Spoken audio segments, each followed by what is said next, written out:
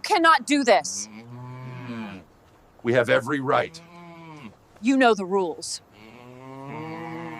This house belongs to the community. That's exactly how Karen introduced herself, yelling at me as though she were the self-appointed sheriff of the mountains. I was still clutching the keys, breathing in the dust of my brand new purchase, when she stormed up claiming my property had already been promised to her parents. Fake programs, counterfeit QR codes, official-sounding jargon. She had it all prepped, like she'd been rehearsing this confrontation for weeks. And the wildest part? She tried to twist the situation so I'd look like the villain if I told her no. It was maddening, yet pathetic at the same time, and I wasn't about to let her win that easily. Tell me, what would you do if someone showed up insisting your home wasn't yours? The keys to my long-abandoned mountain house were icy in my palm as I stood at the gate, my first moment as its owner. I'm Noah Turner, a freelance documentary filmmaker, and I bought this place to rebuild it. It had been sitting empty for 3 years after a messy inheritance dispute. Perfect isolation for my work, far from city noise and the distractions that strangle creativity. I could already see myself setting up an editing suite in the main room beneath those massive windows overlooking the valley. The property spans 2 steep acres with old pine trees acting as natural privacy screens. I spent the afternoon installing high-end security cameras around the perimeter, angling them to cover every entry point, including the winding driveway that connects to the main road. Old habits from documentary work. You never know what story might unfold when you're alone in the mountains, and preparation prevents disasters. Years of filming in unpredictable places taught me to document everything from every angle. The house itself needs serious repairs, foundation work, electrical upgrades, plumbing overhauls, but the bones are sturdy, and the solitude is priceless. Perfect for my next documentary on mountain communities. As the sun slipped behind the pines and long shadows stretched across my land, I heard a van climbing the mountain road. Engines carry far in thin mountain air, especially the low rumble of something heavy. A white wellness van with official-looking decals pulled up and parked squarely in front of my gate, blocking the entrance. Its headlights pointed directly at my security cameras, throwing glare that blurred the footage and blinded the motion sensors. Someone knew exactly how to stage a scene and counter surveillance. That alone set off my filmmaker instincts. In my field, anyone who manipulates cameras and lighting is usually hiding something big. The driver stepped out wearing a crisp blazer with an HA compliance chair badge pinned to her lapel. Her nameplate read Darlene Pierce. Every community has one of these self-appointed enforcers, but this felt more deliberate, more rehearsed. She approached with a clipboard and that smile officials use when they're about to ask for something. Controlled body language with a steel edge, the mark of someone who's gotten their way before. "You must be the new owner," she said, extending a confident hand. "I'm Darlene Pierce, HOA compliance chair for this mountain community." Her handshake was firm, her gaze steady, her posture radiating authority. She launched into her pitch. "I need to discuss our state partnership program about your property's role in emergency community services."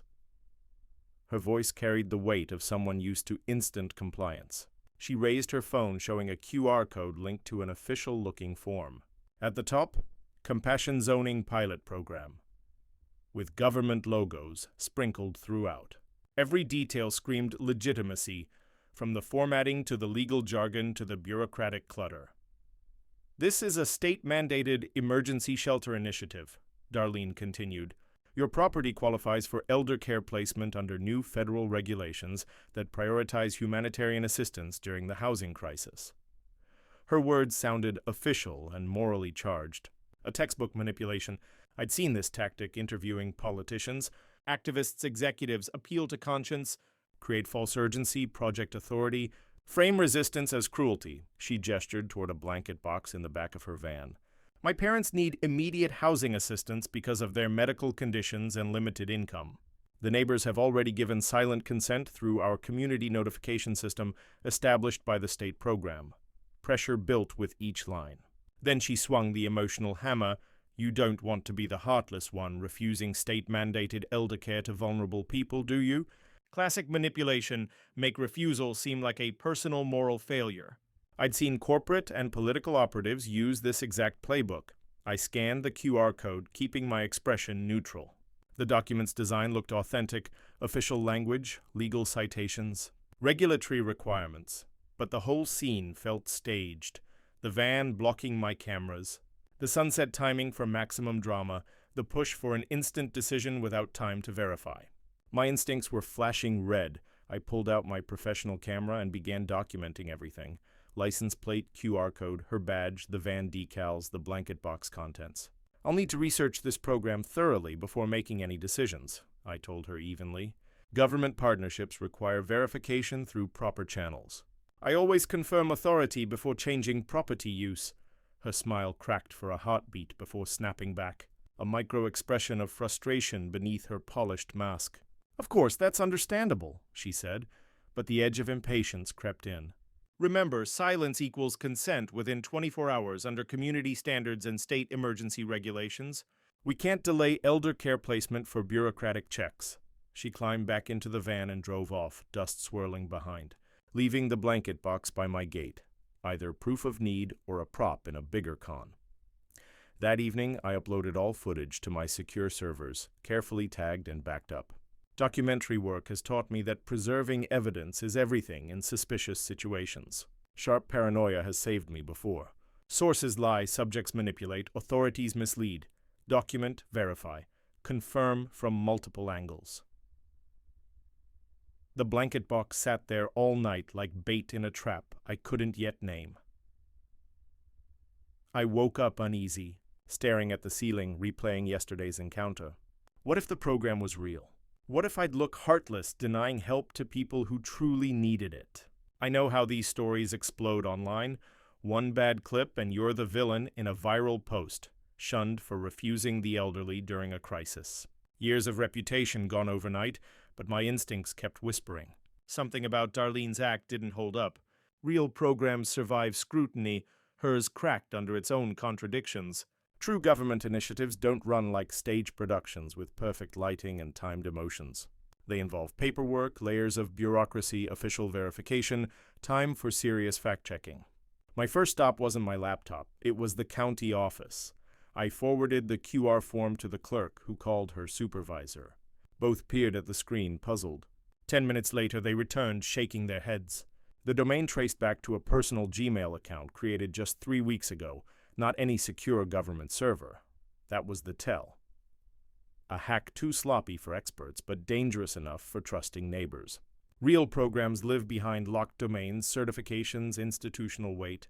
This was theater wrapped in digital clothing. Buried in the file properties was a mocking label like Draft Karen Final Version 2, a dead giveaway of forgery. No official document carries a casual nickname or sloppy version history. The timestamp showed edits on quiet weekend nights when real government offices are dark. Deception always leaves fingerprints. These glowed neon on my screen. The file history revealed multiple revisions, each more polished and official sounding than the last. Someone had spent weeks crafting this fraud, refining the language and presentation to appear legitimate and authoritative. The so-called consent system appeared clever at first glance, but crumbled under legal examination. It allowed property owners only 24 hours to opt out, transforming silence into a permanent yes. Rights were surrendered automatically. No signatures, no oversight, no verification, just a countdown clock. That isn't law. That's coercion. Real emergency management involves forms, hearings, and signed authorization. I documented hurricanes and wildfires up close, and never once had I seen aid delivered by tricking silence into agreement. At every legitimate level, federal, state, local, officials require written approvals and transparent signatures before setting foot on private land. Silence cannot substitute for due process, and coercion cannot be disguised as consent. Property rights don't expire with a ticking clock. That realization hardened my resolve. I would test their claim through proper channels with real authorities. My first call was to the county office. The receptionist, clearly puzzled by my question, passed me to planning and zoning after consulting her supervisors. Compassion Zoning Pilot Program? The clerk repeated after checking the system. Never heard of it here. She put me on hold to verify against the state's comprehensive database tracking all federal partnerships. 10 minutes of hold music later, she came back with a clear answer. No such program exists at the county level, and our records cover every state and federal partnership affecting property rights. Try the State Emergency Management Office directly. she suggested. If it's real, they'll know. I contacted every layer, county, state, federal, and got the same result. No entries, no records, no partnerships. Even the ranger station, responsible for mountain oversight, had nothing. The silence from official bodies was louder than any accusation. If nobody claimed it, then it was a phantom, a scheme built to exploit fear and trust, a sham wrapped in government costume, pressuring decent people into surrender. Finally, I called the county sheriff and reached Deputy Grant Dawson. He listened closely as I laid out the situation, his concern sharpening as the criminal implications became clear. Impersonating government is a federal offense with heavy penalties, he explained. HOAs have zero authority to override property rights through state programs, real or invented. Anyone claiming a government partnership for property access is committing fraud under federal jurisdiction. He agreed to file my complaint and open a preliminary investigation. Suddenly, the fake program made sense. Not as community service, but as a criminal tactic. Invent authority, create fake jurisdiction, and manipulate property owners with fabricated government claims. A classic con with federal implications and potential prison time. That afternoon, I dug into HOA legal limits using case law, government sites, and constitutional resources. The contrast was stark. Associations can enforce design rules within deed restrictions, collect fees for shared upkeep, and fine residents for covenant breaches or aesthetic issues. But they cannot form government partnerships without official authorization. They cannot override property rights by invoking state programs without documented legal authority. They cannot assume emergency management powers without federal licensing and oversight. Everything Darlene had claimed sat far outside HOA legal scope and constitutional boundaries. The compassion zoning pilot was pure fiction, a vehicle for impersonating government to bypass property rights. Criminal behavior disguised as humanitarian service. Someone had poured time and skill into building a convincing hoax that, if prosecuted, could carry federal prison terms. High-level deception aimed at the public's trust in government authority. The countdown clock on her scheme now ticked toward her own legal jeopardy. The banner appeared overnight like magic, except magic doesn't trespass. Bold vinyl letters stretched across my front gate declaring a state compassion zone. Fonts, spacing, and weatherproof mounting made it look official to any passing driver. But I had never authorized it. No such state program existed in any database. Someone had trespassed to install fake government signage. The audacity was breathtaking and insulting to anyone who understands how real government operates. Darlene was literally branding my property with false state authority, creating an illusion of legitimacy for passing neighbors or even county officials. The banner's polished vinyl mimicked government fonts too perfectly. Money spent to make a lie look like law. My morning review revealed more than construction progress. The time-lapse caught boot prints in damp soil and fresh scratches on my gate. Then at 2 a.m., a figure in distinctive work gloves moved systematically across my property, flashlight in hand, working with practiced familiarity. Someone who had clearly scouted the area before launching a criminal operation. The intruder stacked lumber by my electrical meter with careful precision, positioning it like a fire trap next to live wires. This was sabotage, deliberate, dangerous, engineered to create violations and risk. Infrared revealed a key clue, paint smeared on the gloves. Turquoise base with white flecks, a pattern like a fingerprint. That stain would follow the culprit, a forensic trail pointing straight to whoever thought they could hide. The fire department arrived before I even reached for my phone, a timing too perfect to be coincidence. Someone had tipped them off, ensuring uniforms showed up just as the trap was discovered. Stage timing meant to legitimize the deceit. The Firewise inspector circled the lumber, his tone darkening. No accident put this here, he concluded after taking photos. This was arranged to create fire risk and force violations, a harassment tactic to trigger insurance chaos and county scrutiny. His report became evidence. I showed him my time-lapse footage, enhanced with advanced editing software. The paint-stained figure was clearly placing each board for maximum hazard and regulatory damage. That's deliberate property damage, the inspector confirmed. Criminal harassment targeting your insurance and compliance status. Report this immediately. The paint pattern was unique and highly traceable. Custom color mixes act as forensic signatures, allowing positive identification. Deputy Grant arrived within the hour after I reported sabotage. He examined the footage like a prosecutor building a case, his concern deepening as the pattern emerged. Tampering, false calls, banners impersonating law.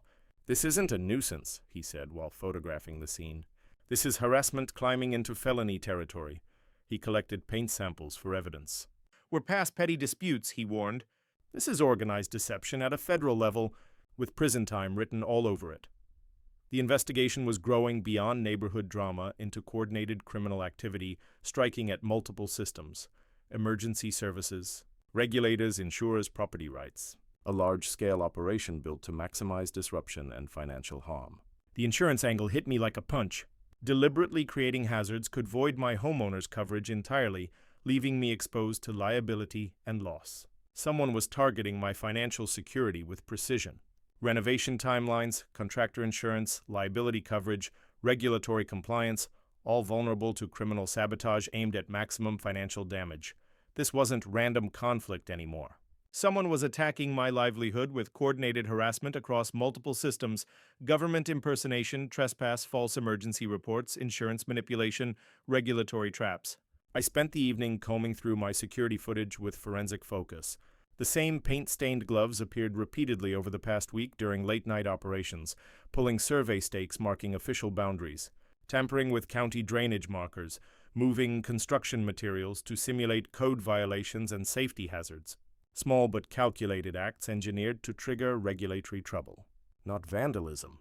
Not escalation. Targeted financial warfare by someone who knew construction rules and insurance vulnerabilities. She was no longer just crossing HOA boundaries, she was deep in criminal territory.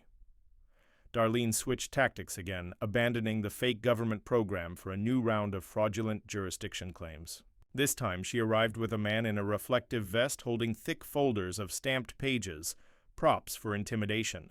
"Emergency elder access overrides drainage rules under new provisions," she announced, the man nodding beside her. "Our compliance measures now outrank county planning when humanitarian crises are declared." The lies were growing bolder, more desperate, more detached from legal reality as previous deceptions failed. A calculated escalation meant to project overwhelming authority that couldn't be challenged. I put her on speakerphone with the county planning office as she stood before me, daring her papers to face real authority. No delay, no stalling, just the blunt force of official confirmation echoing between us. Janice Miller, a county drainage specialist with 2 decades of service, spoke with calm authority. HOAs have no power to override county planning. None. Water easements fall solely under county law, backed by state constitutions and federal oversight. She promised written proof for my records and any legal case to follow. There is no program anywhere altering water management authority. County law outranks every local association without exception. Expert testimony crushes neighborhood claims every time in court and regulatory disputes. My time-lapse footage exposed the hidden danger of the access route, revealing how reckless Darlene's claim truly was. Each winter, snowmelt froze into deadly ice across the easement. Crossing meant risking broken bones, drowning, or hypothermia. The footage turned her narrative into proof of blatant disregard for safety. It had never been about care, only access to my land. "This isn't legitimate emergency access," Janice said after reviewing the footage and weather data. "It's liability transfer and insurance trickery designed to create massive exposure for property owners. Your homeowner's policy wouldn't protect you from injuries tied to unauthorized easement access." Then my phone rang with news that made my stomach drop. Rick Dalton, my real estate agent, sounded genuinely rattled, a rarity for his usually calm demeanor. "Noah, we've got a serious security issue with your virtual tour materials," he said. "The access code is visible in a cabinet reflection. Someone could have copied it before you changed the locks after closing." A minor oversight turning into a catastrophic vulnerability. Virtual tours sell houses but don't guard them. High-resolution images reveal every reflection, every detail, a gift to anyone watching with bad intentions. I opened the virtual tour footage and enhanced the images using my documentary-grade editing tools and years of experience in evidence analysis. Those skills were now essential for my own security investigation. The reflection caught in the kitchen cabinet's glass revealed a sticky note displaying 4 numbers, clearly visible to anyone browsing the online tour: 2347, my original security code, written in black marker on a yellow square of paper. Perfectly legible thanks to the high-resolution image. Anyone watching that virtual Walkthrough could have seen those digits and gained unauthorized entry to my home during the listing period of a major security lapse caused by amateur oversight, creating an obvious opening for criminal exploitation. One evening, I stepped into my study and noticed a drawer left half open, papers shifted from where I had carefully placed them. The sight filled me with a slow, rising dread, a simmering fury at how deeply my privacy and property had already been breached. My iPhone logs showed it had paired with my internal network multiple times.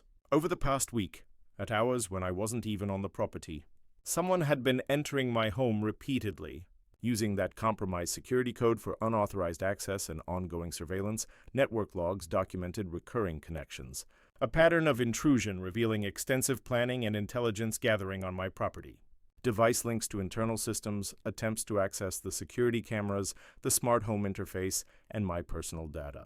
Someone had been making a detailed inventory, mapping vulnerabilities and preparing for future crimes. This wasn't casual harassment anymore. It had become felony trespass, breaking and entering, a criminal invasion of privacy executed with deliberate strategy. I documented every detail for law enforcement using strict forensic standards. Timestamps, device signatures, network access trails, evidence of repeated breaches, clear records of each pattern. High-grade preservation of proof for both criminal prosecution and civil action. Even the water easement claims suddenly made perfect criminal sense when viewed through this larger lens. Fabricate false jurisdiction through a fraudulent HOA. Invent emergency access requirements based on deliberate deception. Then exploit stolen security codes to commit calculated trespass and invasion of privacy. The pattern was methodical and premeditated, a coordinated effort to override property rights through deception, government impersonation, false jurisdiction claims, code theft, repeated intrusion, privacy violations, and harassment. Sophisticated planning with federal implications and the possibility of long prison sentences. Someone had spent weeks preparing this calculated intrusion into my property and privacy, using multiple criminal methods. The supposed government program was only the opening act of a larger scheme to secure ongoing access and control. 4 numbers in a reflection had enabled a felony in my own home.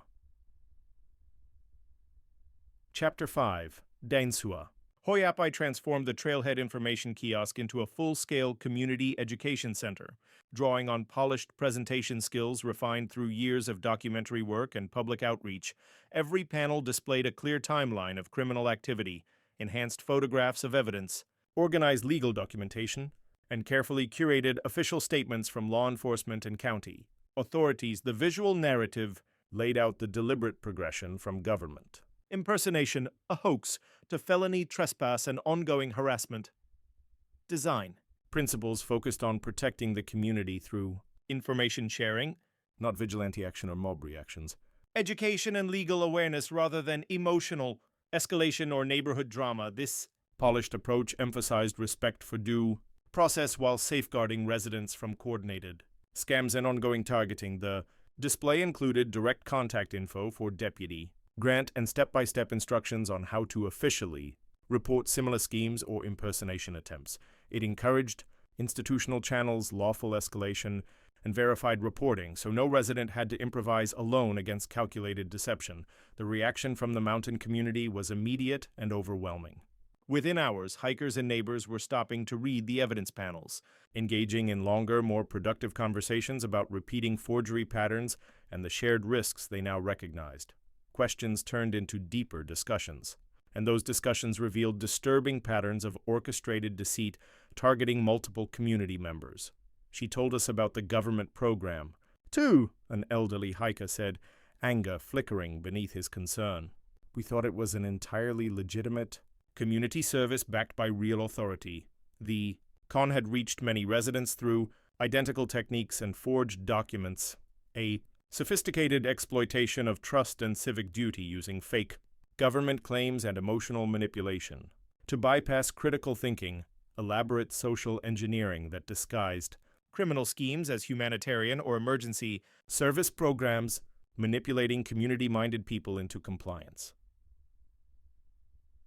3 frustrated volunteers from the Mountain Cleanup Project contacted me directly, each offering insider information about Darlene's carefully planned recruitment tactics. They admitted they'd been deceived over time into participating in what they truly believed was a legitimate government. Partnership with full authorization and moral. Wait, she recruited us into what she called a state. Partnership program, one volunteer confessed, voice trembling between shame and anger, told us it was official work, made us feel important, even gave us fake ID badges. We thought we were helping through real federal channels. The manipulation was intentional.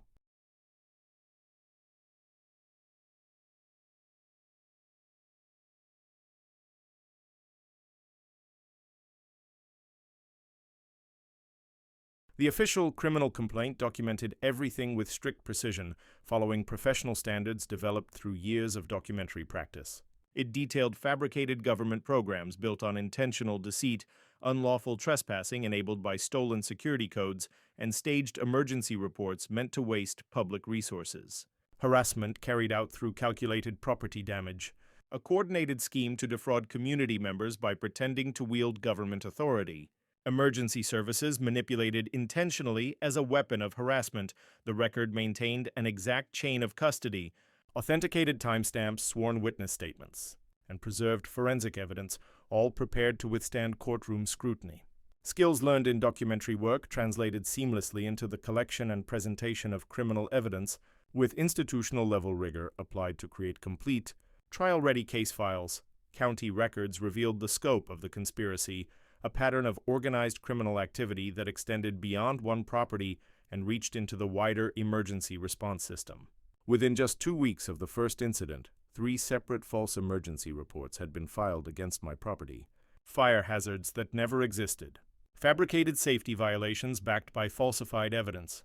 Completely invented drainage issues designed only to create compliance problems and regulatory pressure. Each falsified report triggered expensive official responses, fire inspections, county code enforcement visits, emergency management reviews.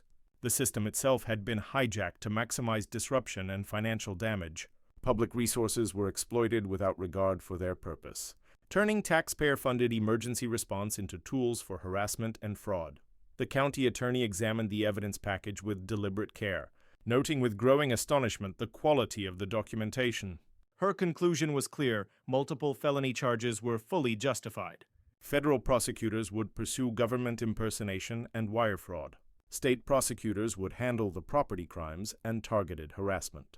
What began as a neighborhood dispute had now escalated into a matter of serious institutional crime, one requiring coordination across multiple jurisdictions and agencies.